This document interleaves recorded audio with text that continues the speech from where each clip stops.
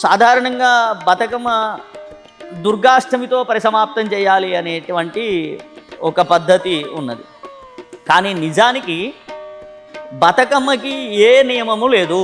అంటే తిథి నియమం కానీ రోజుల నియమం కానీ బతుకమ్మకి లేదు. అంటే ఇన్ని రోజులు ఇప్పుడు నవరాత్రులు ఉన్నవి, శుద్ధ ప్రతిపద నుండి విజయదశమి వరకు నవరాత్రులు చేయాల్సిందే.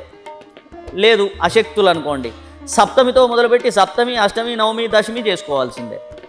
కానీ ఈ నియమాలు బతుకమ్మకి లేవు. ఎందుకంటే మన తెలంగాణ ప్రాంతంలోనే అనేక ప్రాంతాల్లో అనేక రకాలుగా బతుకమ్మని ఆడుకోవడం, అర్చించడం అనేది వస్తూ ఉన్నది. కరీంనగర్ పక్కన ఉన్నటువంటి బొమ్మగళ్ళులో అమ్మవారిని బతుకమ్మ 6 రోజులకే పెద్ద బతుకమ్మ, సద్దుల బతుకమ్మ ఆడుకుంటారు. అదే విషయానికి వస్తే ఆదిలాబాదు ఆ చుట్టుపక్కల ప్రాంతాల్లో 15 రోజుల వరకు కూడా, దశమి తర్వాత కూడా ఇంకా బతుకమ్మను ఆడుకునేటువంటి ఒక పద్ధతి ఉన్నది.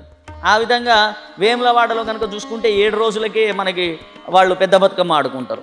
కాబట్టి సద్దుల బతుకమ్మకి అష్టమితో సంబంధం లేదు.